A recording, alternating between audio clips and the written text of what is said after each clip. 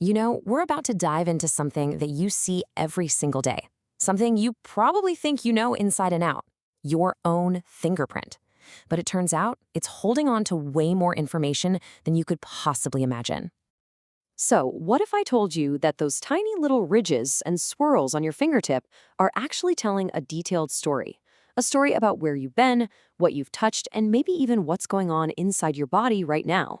I know, it sounds a little like science fiction, but it's the core of a brand new, really groundbreaking scientific idea. And this quote right here, this is the key to the whole thing. The idea is to completely shift how we think about a fingerprint. Let's stop seeing it as just a static ID and start seeing it for what it really is, an active, living sensor that's constantly sampling the world around you. Now, this isn't just some cool thought experiment. It's a formal scientific proposal. Researchers are actually building a framework to read this hidden story, and they've given it a name, DRDMI. Okay, DRDMI, I know it's a bit of a mouthful. It stands for Dermal Ridge Dust Microbiome Interface. But the concept behind it is actually beautifully simple. All those ridges and valleys that make up your unique fingerprint, they're basically a natural collector. They trap two really important things, dust from your environment and microbes from your own skin. It's literally the interface where the outside world meets your personal biology. So, why is this so revolutionary? Well, first off, it's just so simple and accessible. We're not talking about an invasive blood draw here. All you need is a gentle swab of a fingertip. Second, it's incredibly information dense. That one little swab gives you three completely different layers of data: the physical shape of your fingerprint, the chemical signature of your environment, and the biological state of your skin. And maybe most importantly, it's clinically relevant. For the first time, it creates a direct, measurable link between what you're exposed to in the world and the health of your skin. Okay, so we get what it is, but how does it actually work? How do you turn a simple fingerprint swab into meaningful data? Well, the answer lies in a really elegant ratio between two different kinds of signals. Think of it like this. The signal your fingerprint is collecting can be split into two parts. You've got the exogenous signal. That's just a sciencey way of saying things from the outside world, stuff like dust, pollen, maybe even heavy metals. And at the exact same time, it's holding on to an endogenous signal, which comes from your own body, basically the community of friendly microbes that live on your skin. And the process to capture this is surprisingly straightforward. First, your fingerprint ridges just do their thing, naturally trapping that mix of dust and microbes. Step 2, a scientist comes along and takes a simple swab. Then, in the lab, they analyze that sample to measure the amount of environmental gunk versus the amount of your skin's microbes. And finally, they calculate the ratio between those two things.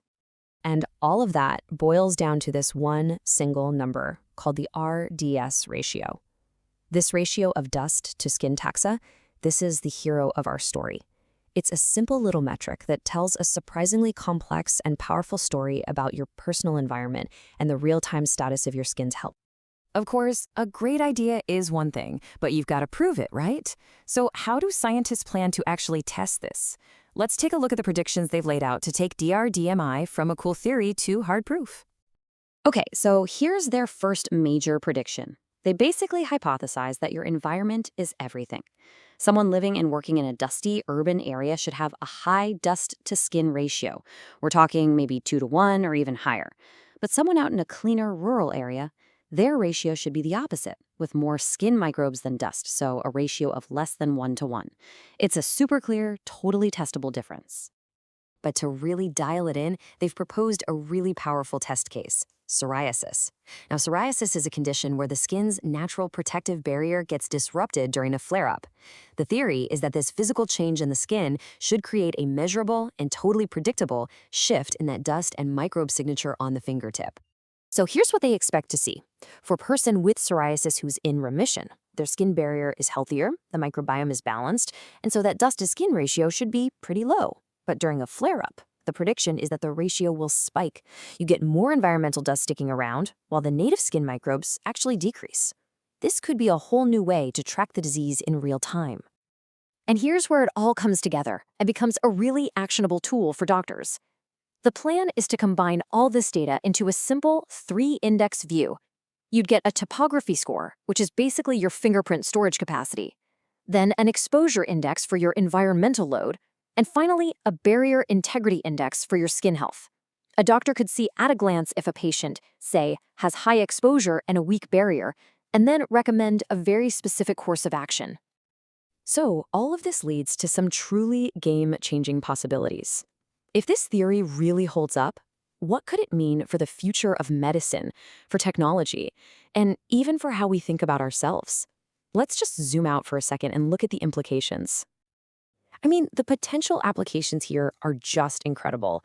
Just imagine a rapid screening test where a simple wipe of a fingertip can check for things like heavy metal exposure. No needles, no waiting. Dermatologists would get a brand new super low burden tool to track their patients' health over time. Engineers could even design new biomimetic sensors that actually copy the fingerprints design to monitor the environment passively. And on a deeper level, it gives us a real biological basis for that poetic idea of our fingerprints as these little traps for memory. So, the next time you touch a glass or unlock your phone and you leave a print behind, just take a second to think about what you're really leaving there. It's not just an image, it's a microscopic story of your world and your body, captured in that one silent touch. What story will yours tell?